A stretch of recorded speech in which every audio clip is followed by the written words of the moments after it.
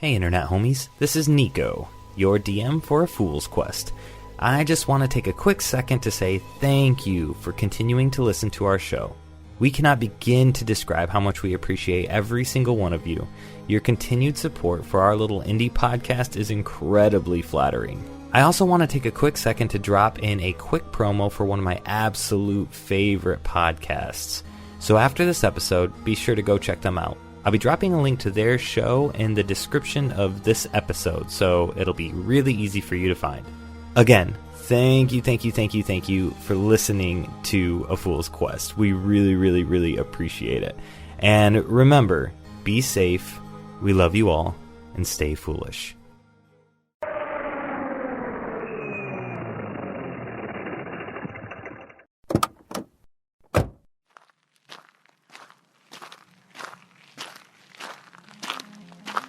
Hi, Excursionist. I'm Nari. Do you know that stories have a way of taking you into a different world? Why don't you join me at the Into the Night Anthology podcast? We present you with bite-sized stories that make you question what you thought you knew. I may have something that would interest you. Everything gets old. So someday, as long as it's cared for, any item will become an antique that includes you and me, and sometimes terrify you with what you didn't.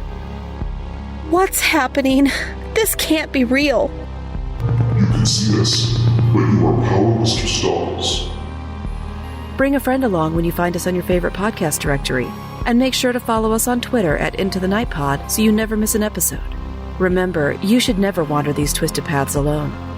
In fact, look, the first path is just ahead. Are you ready? Follow me.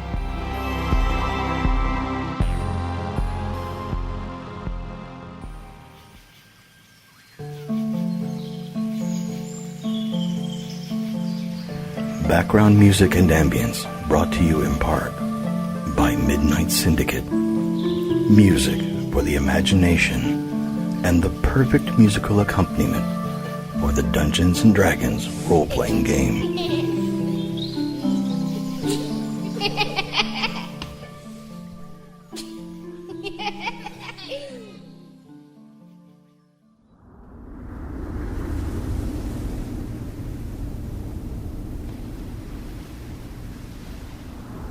Due to some violent content, parental discretion is advised.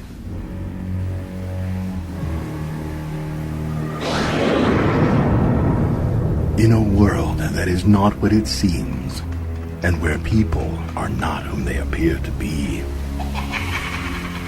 where puns run rampant through the streets, and it's hard to tell who the real monsters are.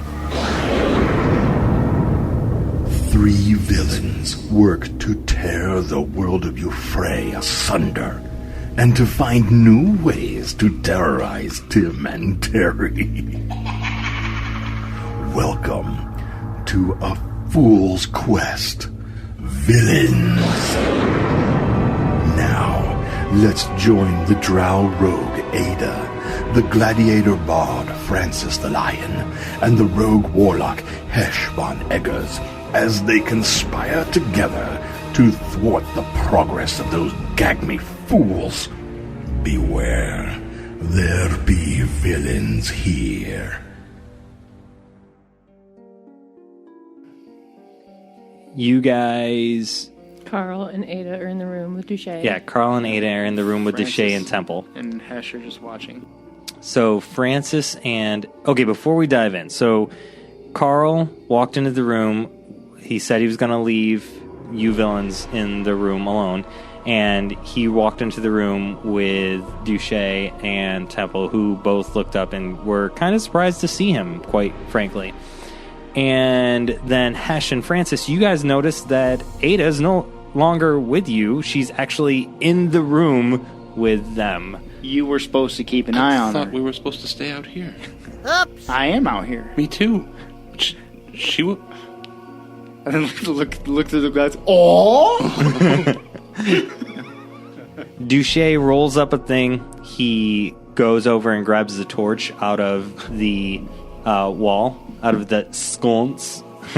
Stop it! He takes a toke and then he walks walks towards the door, and he pushes the door open very hard with one of the scrolls still in his hand. That's the hand he pushes open with, and holding the torch in the other one. And he's like, out to Kharl, not to Ayda. And so Kharl steps out, back out into the room with the thing. And can we hear him talking in this or no? When he opened the door, you could hear him talk. Okay. So you could hear him where you were, but Ayda, you could not hear him. You just saw his mouth move. And you saw him looking at Kharl. So Kharl, kind of dejected, puts his head down and walks out of the room. To Francis, somebody's in trouble. And Kharl shoots a glare at you because all he heard as he stepped back into the room was, trouble. He's like, he squints at you with little Kharl halfling eyes. He's a halfling, right? Yeah, halfling. And I'll pull up his chair for him. Yeah. Like, it's all right, buddy. It happens to the best of us. Yeah. Just take a seat, champ. Douche lets the door close behind him and leaves Ayda in the room with him. And he goes over to the table and pulls out a tablet and grabs some chalk and writes on the chalk tablet for emotions for Temple to see. I thought you used your fingers. You're not supposed to chalk on those. So, Ayda, do you try to mosey on over to read what they're writing? No, I'll just stand on the other side of the table and just kind of look at the two of them. Give them their privacy, but not quite. Okay. Just smiling like an idiot. So they scribble back and forth a little bit. You do notice a couple of thieves' cant emojis that pop up on there. It don't make the sound, right? It doesn't make the sound, no, because it's quiet. Kharl, there's a lot of vibrating happening. The whole table starts to glow because there's pressure going off. But you do notice a few thieves can't, like quick hand emojis that they put on there that says essentially like you pick it up, the job wasn't done, still missing vital pieces, money's not an issue. Those are the things that you're picking up. So they're not really saying what the job was, but you do get that they are not pleased with Kharl. So after a few minutes of going back and forth, Temple erases the board and puts her left hand on Douche's right shoulder to kind of like calm him down. Eggplant peach, know what I'm saying? Water droplets. Tongue. And then Temple sits down in the chair where Douche was and opens up another scroll and starts reading through it. And Douche looks over to Ayda and nods to the door, much more collected than what he was initially. Nods to the door to say, we should go. And he walks over the door and opens it up and waits for you to walk through to go out to the other side. Okay, so I'll step out and wait for him. Okay, he steps right behind you. Like, he's right behind you, so he's not trying. His iron necklace is chained to something in his shirt, and it wasn't chained to anything in the room, correct? Yep. Okay. All right. It's a chain necklace that goes around his neck, and it goes into his shirt, but you can tell the way the chain is laying on his neck that something heavy is weighting it down. Right. So it's like a straight V down into his shirt, not a round, light necklace. I had added in my imagination that like he was fastened to the table he was at. Because interrogation room. Yeah. No handcuffs. It's an interview. It's an interview. The interview chamber. Put the necklace on. It's an interview. So you were in possession of a resume. All right, sorry. I got the job. I mean, he nodded. There's a lot of eggplant emojis. I think I got the job. Right. So he's right behind me. So I take this chance and opportunity to ask him, about the scrolls. I could read what they were writing and ask what that was about. Okay, so you walk in and you guys walk in and you're like, so what was that about? Yeah. And he was like, or he looks up at you and says, I don't believe we've had the pleasure of meeting. That would be true. My name is Douche. Ayda. I'm Francis the Lion. He turns to you. Francis the Lion. And he looks over to the remaining person in the room that he doesn't know. A slight bow of the head. Hesh von Eggars of the Von Eggars. Hesh von Eggars of the Von Eggars. Ayda, Francis the Lion. Who the hell's Ayda? Or not, fuck. Ayda, Francis the Lion. The Potato Queen. I'm mixing Ima with Ayda.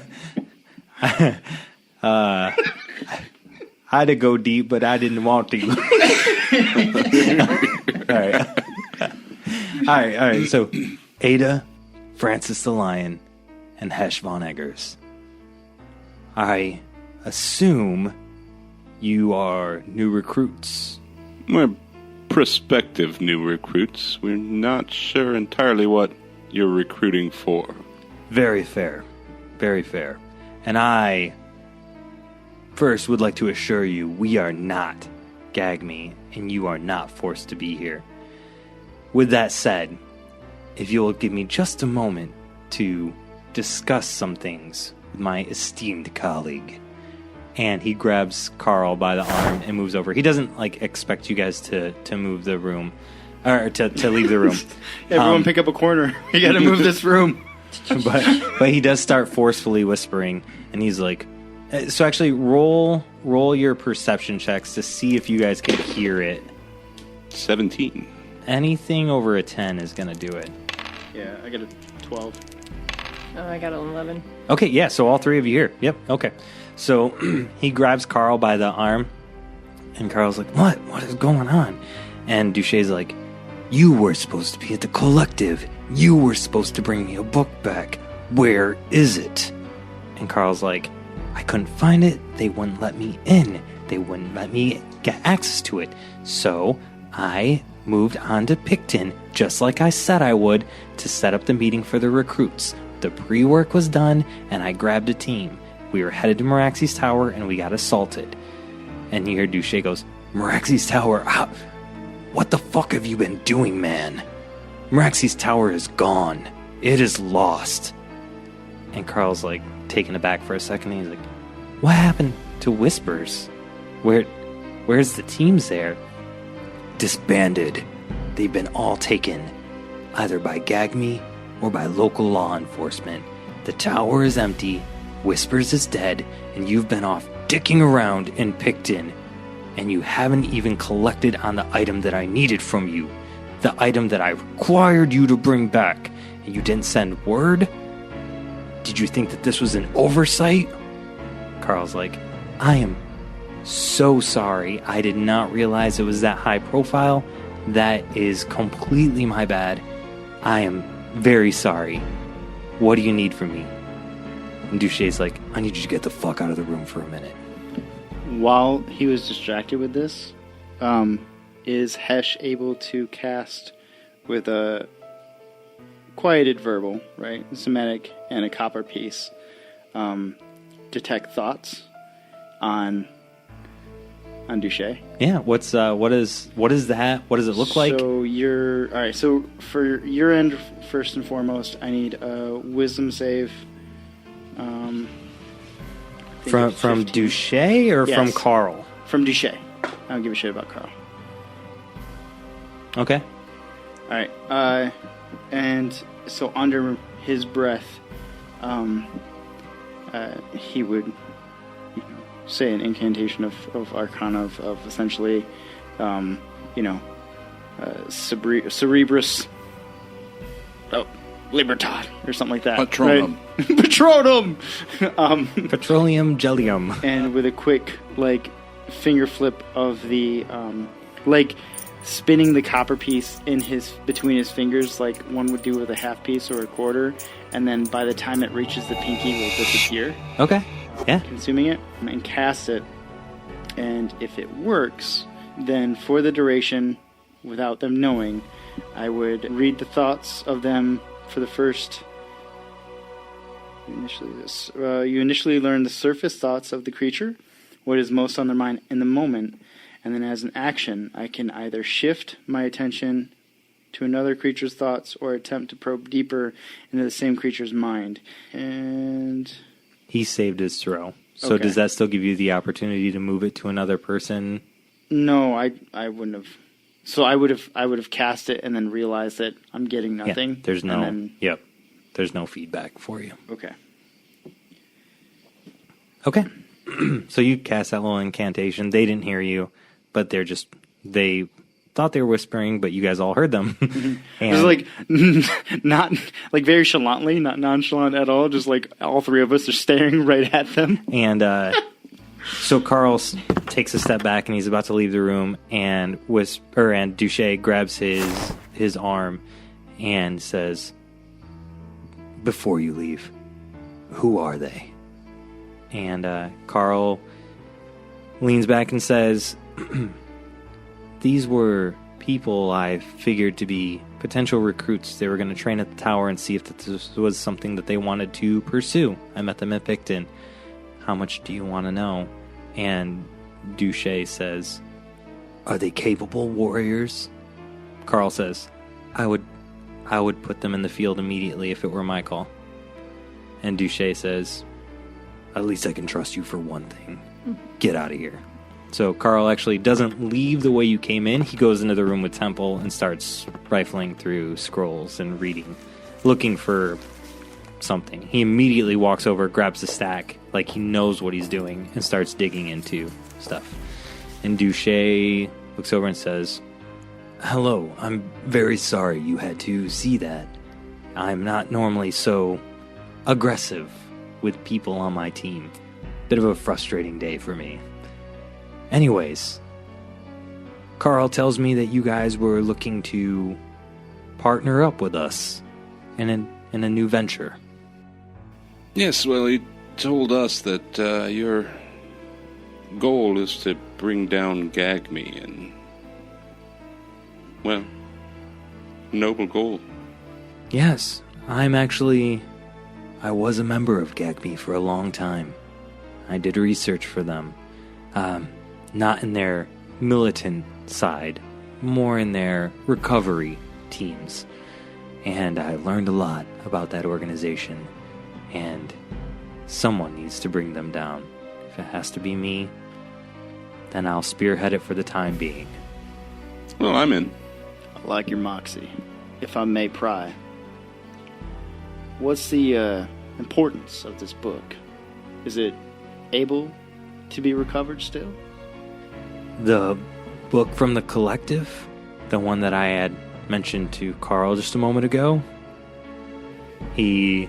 Give him, like, you can't see it on the podcast apparently, but give him a slight smirk and a nod. He seems a little annoyed with himself that he was out of, like, you can tell he's given himself a mental tongue lashing for not holding, restraining himself to a more private conversation. But he says, "No, I don't think that I would have you go to the collective.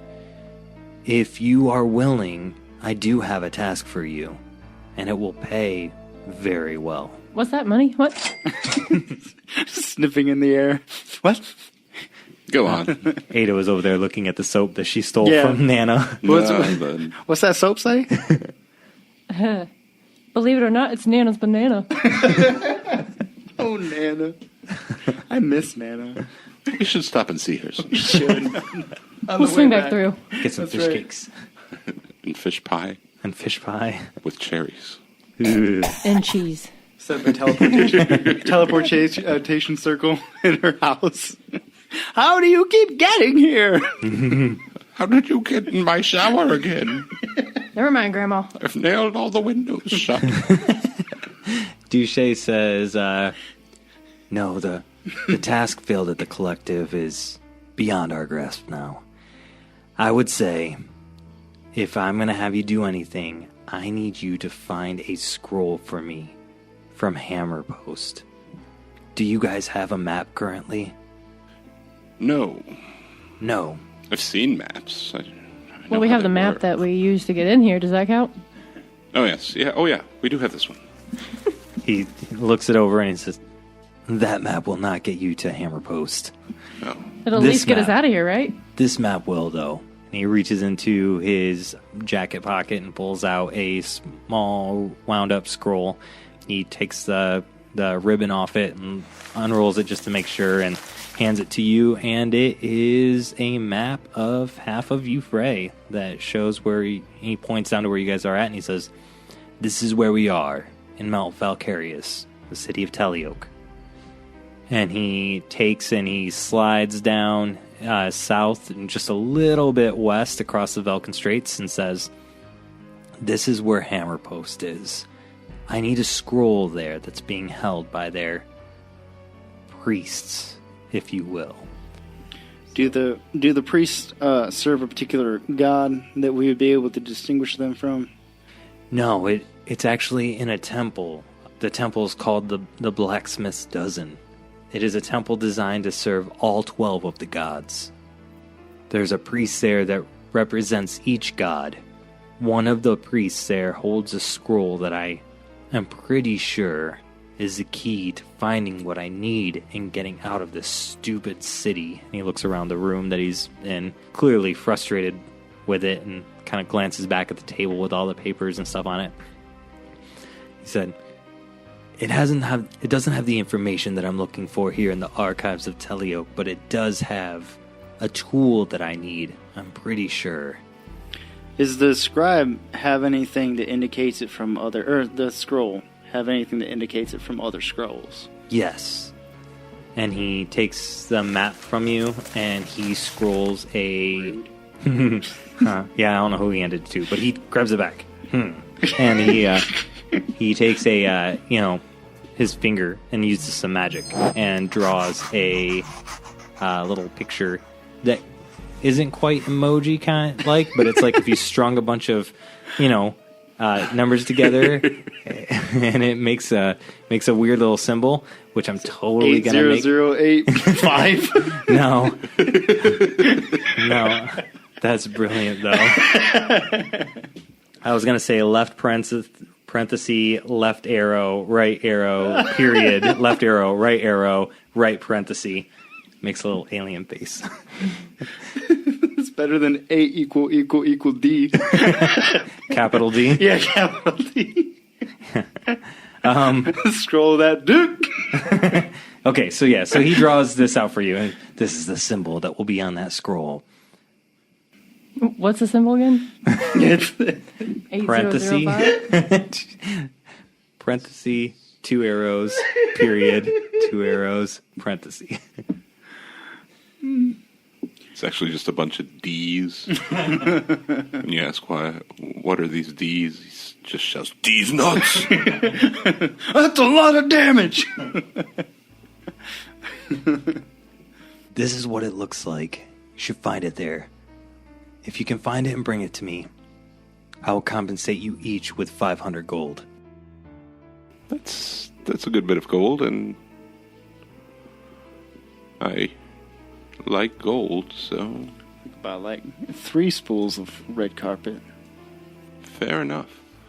What should we expect at this temple? What kind of temple is it? Are they pacifist? Very much so. Oh. There's not likely to be any hostility there. I'm a pacifist too, Pacifist this guy. Pacifist that guy. It's a little joke I was working up. Keep working. Will do. Is there a specific priest we're looking for? I'm not sure which of the 12 have it. That would be the trickier part. That's easy peasy. I believe this scroll might be a key to finding a book here or another scroll here somewhere in Telioke, but I just don't have enough information, and right now I'm just digging through piles of old texts. So if you can find this scroll at the Blacksmith's Dozen in Hammerpost, I think we may be able to speed up my visit in this hellhole. This town is awful. Truly. And have you spoken to any of the monks? No, it's too quiet. They're the worst. Play them. What do you do, Douche, Mister? What do you? I assume your friend in there is a magic user. Are you skilled in the arts? I have been known to dabble. What do you think would happen to these silent spells with a skilled dispel magic cast upon them? I have considered that. And he actually rotates his right shoulder, and he's got a dispel magic tattooed, like a rune for casting, like you would see on a scroll. Wording. Yeah, of dispel magic tattooed on his back that he can use to cast. And he says, I've considered that.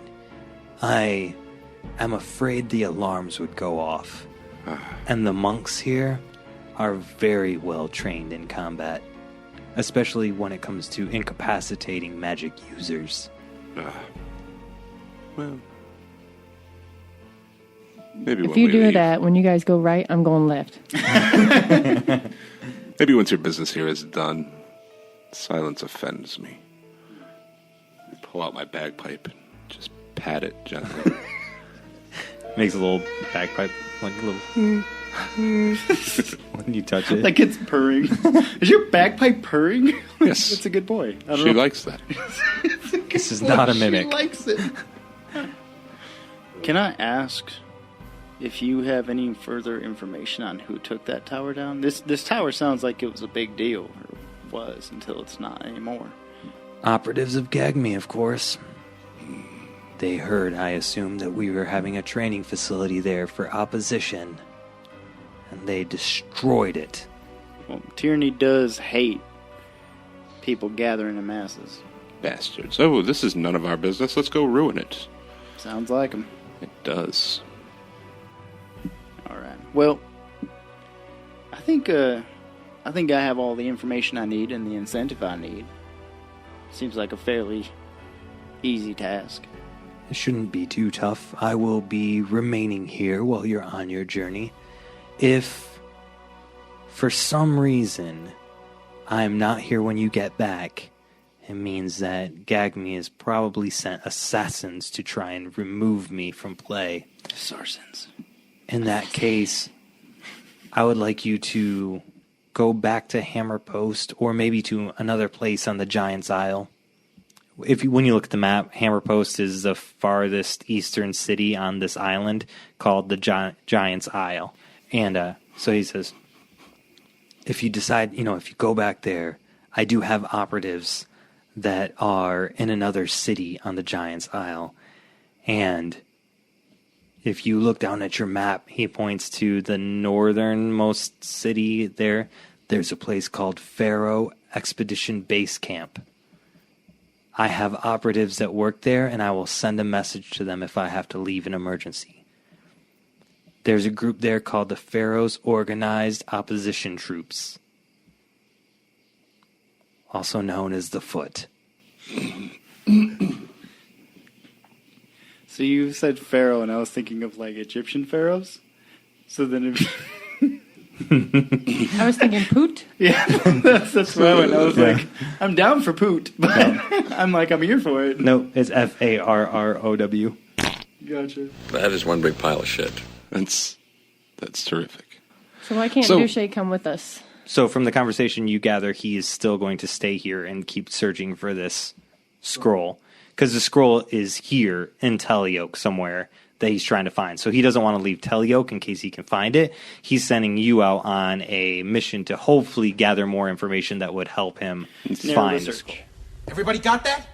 Hedging his bets. Yes. What do I know about the Giant's Isle? Have I heard of this before? Do I know anything about it? Make a roll. Would it be history? Yeah, history, yep. 21.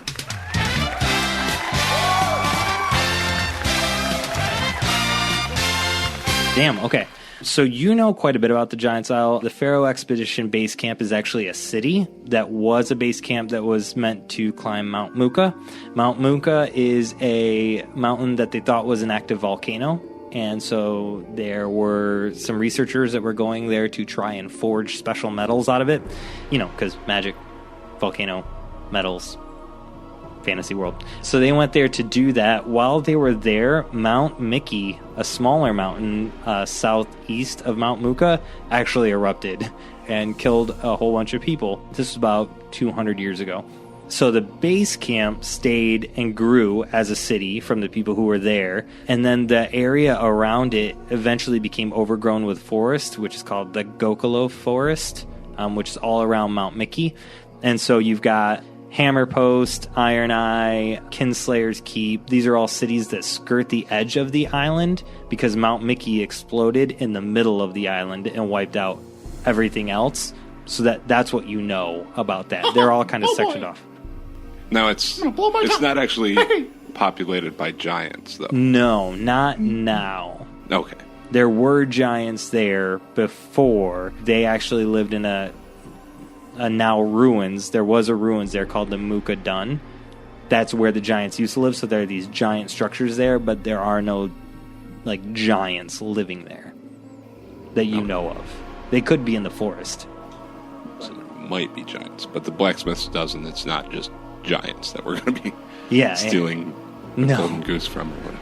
No, that would have been brilliant, though. Damn, missed opportunity. Starts writing the fury. So that's what you know about it. So Pharaoh's expedition camp is actually a full-on city now, and Hammerpost is another city, but they're both on separate. Like one's far north city, one's a far east city. Well, I think we should get to moseying unless you guys have anything to address. No, I think. Where the hell did Kharl go? He just left. He went into the room with. Yeah. Oh yeah, Temple. I just feel like when I'm in the room with someone who's in trouble, I feel like I'm kind of in trouble, and so I kind of want to leave. Mr.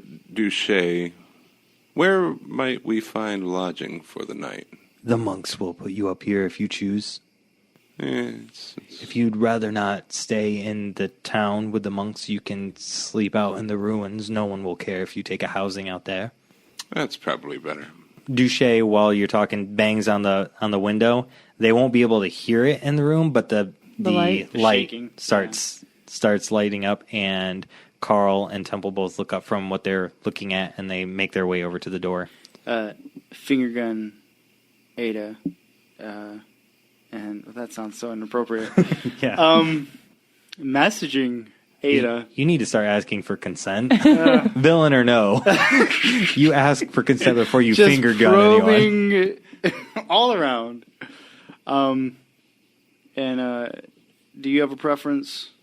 Ruins or monastery? I would prefer to stay in the monastery and kind of explore. I'm good either way. All right. I guess we stay with the monks. Okay. Dingy, dirty. So while you guys are wrapping that up, Kharl and Temple come back into the room, and Douche says to Temple, I'm sending them to Hammerpost to follow up with that task that we had discussed earlier. I will not have you and Kharl do that now. In fact, I have a different task for you and Kharl. Okay. Douche opens up a box, pulls a box out of a bag that he had on tied to his waist, and hands it to Temple and says, you know what to do. Bring me back the page, the infinite page. Bring it back to me as soon as possible. Take care of who you need to take care of. Bribe who you need to bribe. And then he pulls a sack of gold off to the left side of him and hands it to her and says, just get me that infinite page before Charles gets to it. She nods her head and he says to her, and I think these guys will be staying for the night. Go make arrangements with the monks for them to have lodging. And supplies for the journey. Temple stops at the door and turns back after hearing you say that, Francis, and looks to Douche, and Douche makes a nod of his head to say, yes, supplies. So she smiles and leaves the room, an elven, wicked smile. And so she leaves the room, and Kharl looks over at you guys and says, I'll catch up with you in just a second, Temple.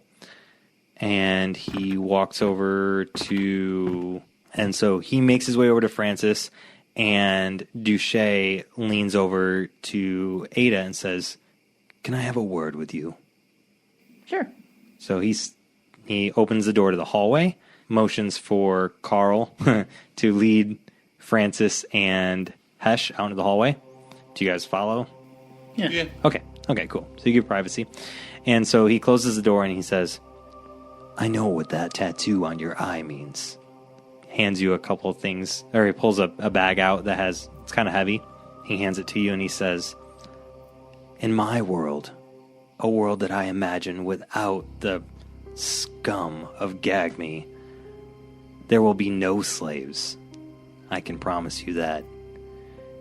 Use this should you need it. And he hands you a second disguise kit, full-on disguise kit that you can use for whatever second persona you want to use. I guess I would ask him, like, would the monks or anyone else in the monastery know what that tattoo means? I can't imagine. We are pretty far south from where slavery is commonplace. So I would imagine that the monks probably don't, but there are history texts here, and it's a pretty big archive, so there's a chance. I cannot commit to you that they wouldn't. What I will say is, the monks here have taken a vow of silence. I'm the GM. Fucking deal with it. So the monks wouldn't know. Have you heard any word from, like, what happened with the Goldenrod family? I have not. I am sorry. If that is something you'd like me to look into, I can. Yeah, I would like to see how far possibly the news has traveled of the Goldenrod family. The Goldenrod family.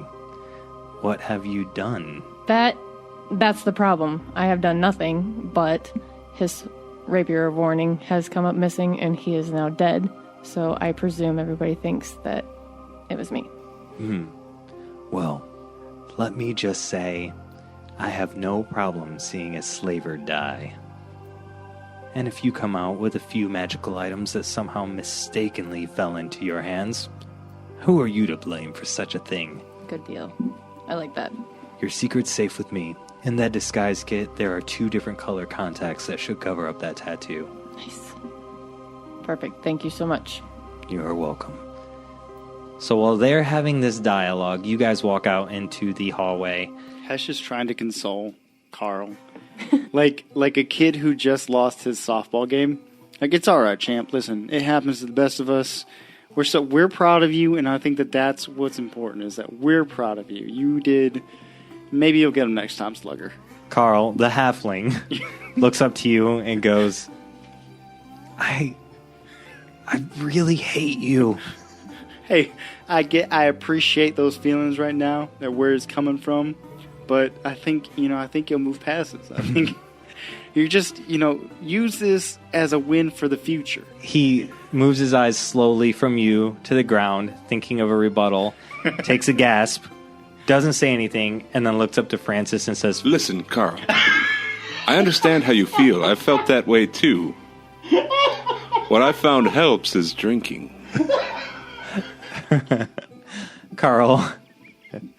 I didn't expect that.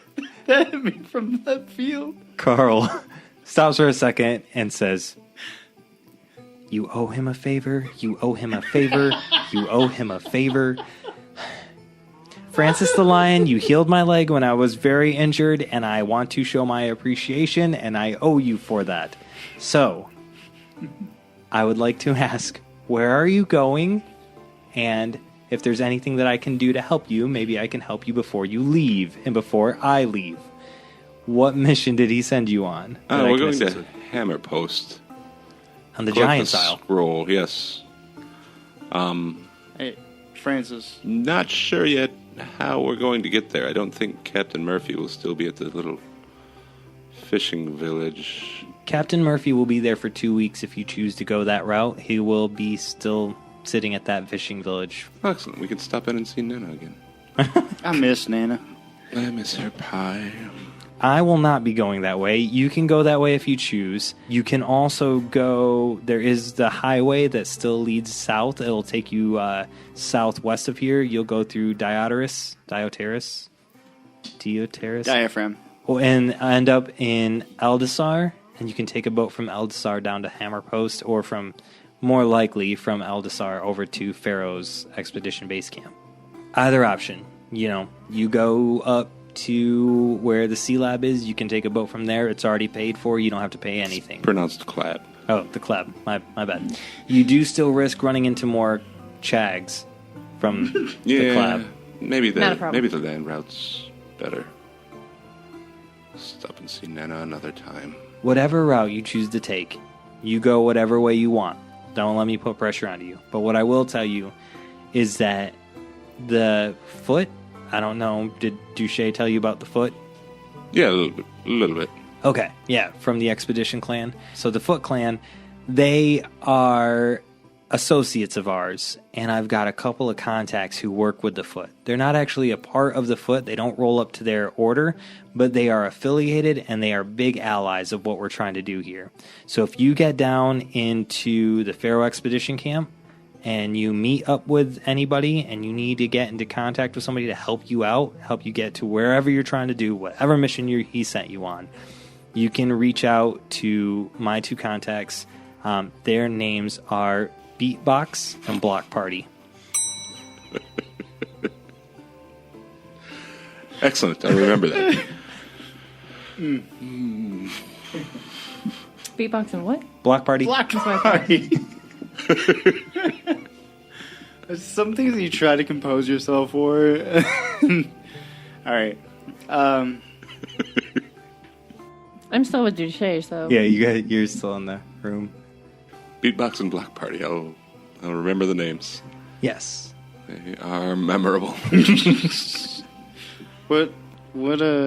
How would we know them if we were to see them? The one beatbox is, and the other one is shaped like a cube.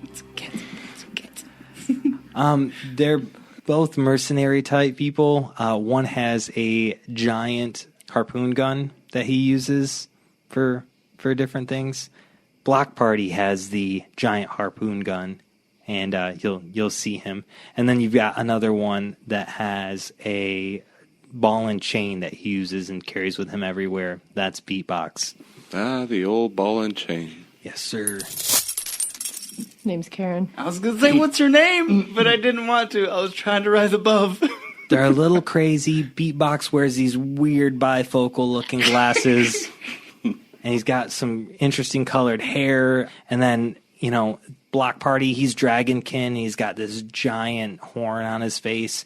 But they're both really, they're a little chaotic, but very solid members for the cause. They'll help you get to where you want to go. You just probably don't want to bring them into the Blacksmith's Dozen. It could probably get a little messy. So out of game for the Ninja Turtles. Let's cut right to the meat of this. Would that be like a gnoll and a turtle? I have them both as Dragonkin for ease of drawing up the bad guy. What you got going on. I'm just saying, like, it got me thinking. If you want to play those characters. Well, one's a warthog and one is a rhino. Oh. Was Beatbox. Am I thinking Beatbox him. No, was Bebop and Rocksteady. And Rocksteady. Gotcha.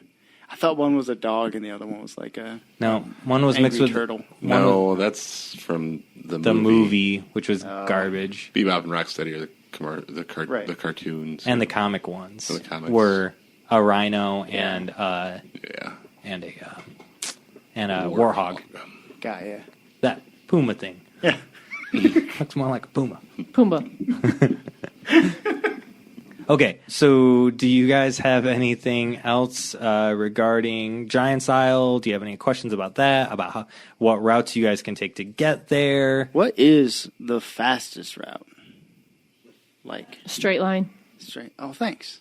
The fastest route would be to go south because you're heading directly towards the Giant's Isle. So if you look at the map, there is where you guys are at, which is the Mount Valkyrius. And for our listeners out there, the maps are posted online where you can go to any of our social media sites and pull them up, unlike these guys, who have access to all that. And but I thought I had it in my... holding my hands up above my head like a jackass. So you've got Mount Valkyrius, and then you've got down in the southwestern side the Giant's Isle. And so you can take southwest and take a short little jump over the Vulcan Straits, just a quick boat ride, like one day to get there. Or you would go north back to the Sea Lab and have to sail all around the Mount Valkyrius Peninsula and get down to Giant Cell. So C-Lab would take a lot more time, but it would be free. And the crew members, you know that they're legit, that they will do whatever. They just might ask if you have any new information regarding putting brains into construct bodies, especially if you were just in a giant archive. We should look that up for good old Captain Murph. Gotta send him a Chagall. The seagull. Forgot that. I forgot. Good. I got it wrote down. Good cover. Yeah, I did too. Good bringing that back. So that's his answer. Thank you. And I'm looking. You're welcome. At my map. It doesn't zoom in as far as I need it to. That's what she said. Yeah. Send me unsolicited dick pics. I'm zooming. Always ask for consent. Finger guns. God damn it, Hesh. Keep them damn things to yourself. Yeah, so both groups good. You guys complete that. You go to the lodging and find out where your rooms are and then get the chance to walk around. Yeah. Before we leave, I'm going to pat Kharl on the head and say, well, it's been an interesting journey. Have a good one. Kharl lets you pat him on the head, keeps his eyes closed while you do it. As you take your hand away, he opens his eyes and he says, all debts are settled between us. My leg is good. You guys have your people to go after. I hope you're successful. Welcome to the team. May God have mercy on my soul. And he walks away. Debts are settled because friendship's free. I'm assuming that Douche just let me wander on my own, so as Kharl's leaving the group, I run into him and pass him a nice sorry note for all the trouble we've caused and heavily laying it on Hesh and Francis. Ayda was the innocent one here, and carry on. All right, so... and meet up with the guys. Yeah, you meet up with the guys. You meet up with them at the same moment the temple is coming back with one of the monks. And she says, I don't know, what's a good monk name? Brother. Monk brother. I love it. Monk brother. Monk brother. These are the individuals I was referring to. They will need lodging for the evening, and they will need supplies for a 3-day trip. And Monk brother nods his head very solemnly and then says, okay, this way. I thought they took a vow of silence. Yeah, they don't talk about people that come here. They're not rude. But they speak. So he leads you a few hallways down. So Hesh had the map, I believe, right? I do now. Kharl gave it to you? Yeah. Yes. Okay, so you may want to keep track on where you're walking, because it is, like I said, a giant circuit board. Oh, the interior map. Yes. Yeah. Right, not the U-frame map. Correct. Okay. Well, you have both now. We'll just say Kharl gave you that I'm down one. for having both. Yes. He was going to give it to Francis, but then Francis patted him on the head, so he instead handed it to you as Ayda was slipping I'm sorry notes, probably like a dozen of them, into his pockets.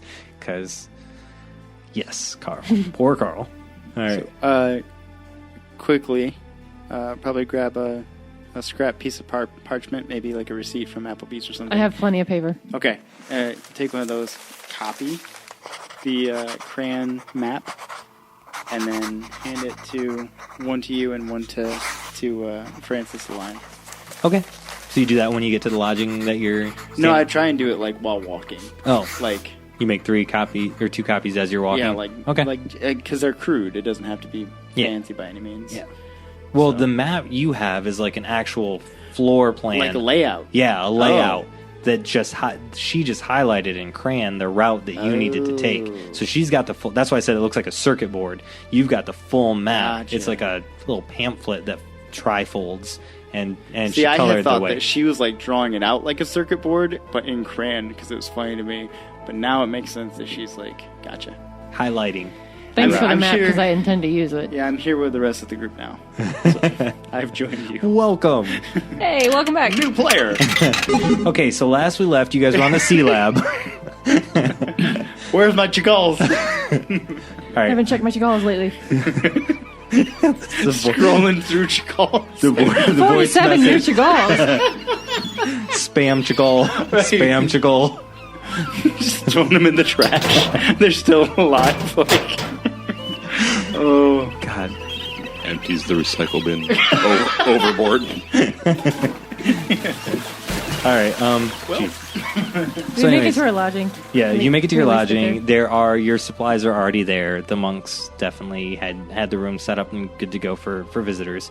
Not a lot of visitors come in though. The beds look, monastery, how you would imagine. A little dusty. Yep, not great, but they'll suffice. You're in the middle of a mountain, so there's not a really great window view, but there are windows. They just show rocks. So that's all you see. I love rocks. And that is it. What time of day is it right now? It's evening time. Yep. About bedtime or just? About bedtime is what you were looking at, because you guys got here after dinner hours. All right, so you fuckers need a lot more sleep than I do. Yep. That's fair. I'm taking that map and I'm going to go off and explore. Okay. I will make the copy for myself and then give her the original. Okay. Perfect. So I'm just going to kick not back and... She's not... And stew over the fact that I can't play my bagpipes in a tavern here because these stupid monks. You can play them in the halls. That's true. Some of them. Yeah. I'm going to go to the silent part and play my bagpipe there. All right. You still feel the vibrations, so you feel that you're hitting those notes, those high notes. You're feeling good. Working out some kinks. Yeah. Getting the rust off. But yeah, there's no actual sound happening. Where is Douche and Temple? Douche and Temple, after you guys left, they went back into that room that they were at. Okay, and you said there was like some kind of archive somewhere in this monastery? Yep. I want to find that. That's okay. what I want to go for. So there is a spot on the map that shows that it is an archive. Like it shows where the entrance to the archive is. It definitely looks like it's off limits to anyone Outsiders? That's not a monk. Yeah. Perfect. But you get there and you do see a monk who's sitting at the door. All right, what is this? What am I looking at, like, space-wise? It's actually really, really big, so there's some pillars that lead up to it beforehand, but it's kind of like, like one of those banquet halls at a hotel where there's like 8 doors all side by side, and they're like 2 double doors that connect, and then 2 more that connect. So it's that. There's 6 groups of doors, so 12 doors altogether that go along this archive. There's only one monk, though, who's standing in the middle of it holding a lantern. Does he see me? He does not yet, no. Is there a way, like, I could sneak around, or... You can... Or is it like an open... Nope, there's some pillars, and it's a lantern in here. There aren't a bunch of other lights. So you could make a stealth check. You could cast your darkness spell to hide you more, and you could get to a door. I'm trying to think of how I want to play it. Do I want to just walk right up, or just kind of sneak? Yeah, I guess I want to sneak. So roll your stealth, and I assume you're going to one of the far outside doors. Yeah. Farthest away from him. Yes. 24. Oh, yeah. Yeah, you definitely sneak over under cover of darkness. You go to open the door, and the door is locked. Okay. Knock spell doesn't work on that, does it? It does. It would. Can I use that? Do you have it? I Can do. she make an Arcana check to learn exactly what knock does first? Had it been explained to us when we had the 2?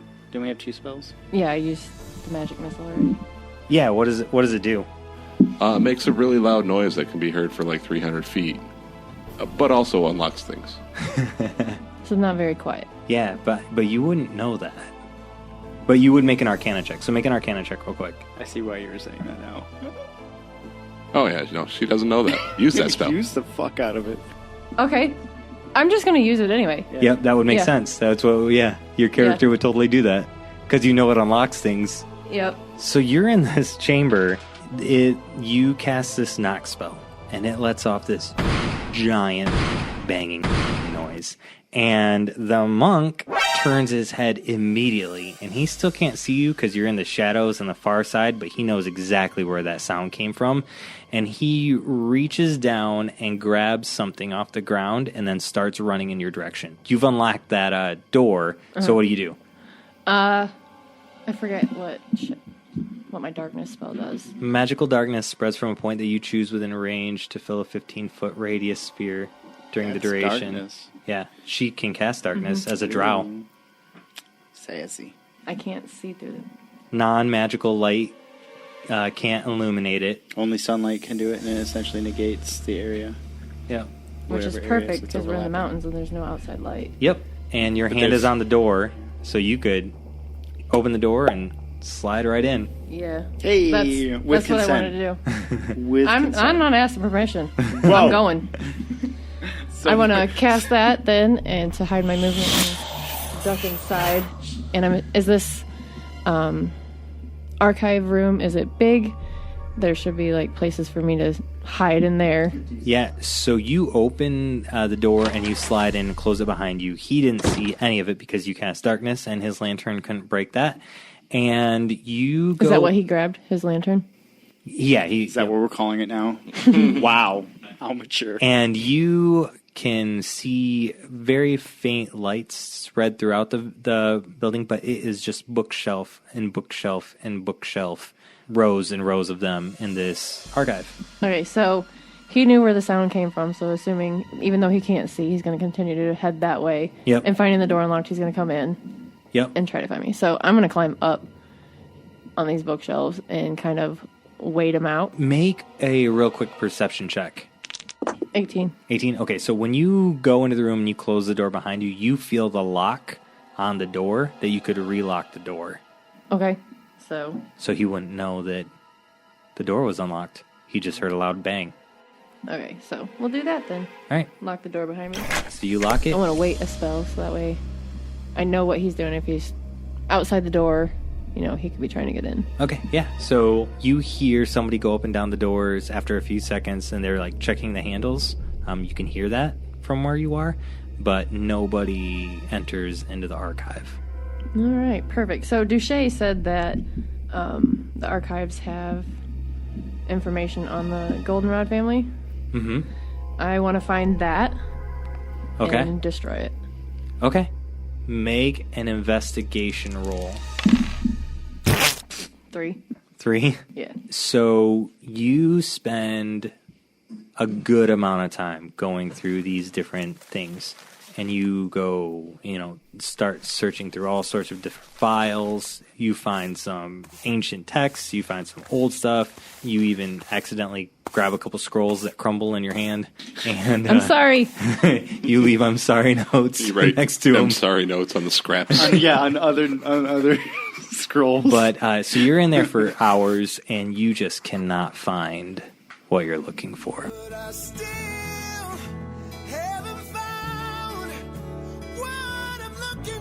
That's good. That will leave me satisfied then. They would have a monk out there at all times, I would assume. So, do they get sleepy? Can I sneak out? There's probably a shift change, but you could probably cast... How many times can you cast darkness I as a have drow? no idea. I would use that again and make my way to my quarters. So you escape back the way you came. The only difference is you can't relock the door when you escape back out. So eventually...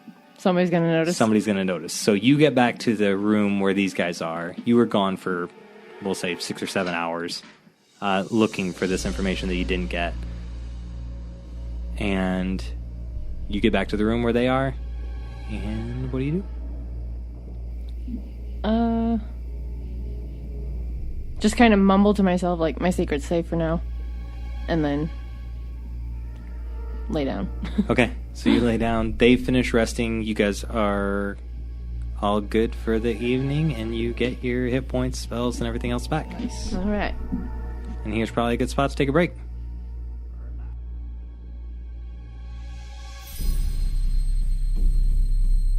This concludes this episode of A Fool's Quest.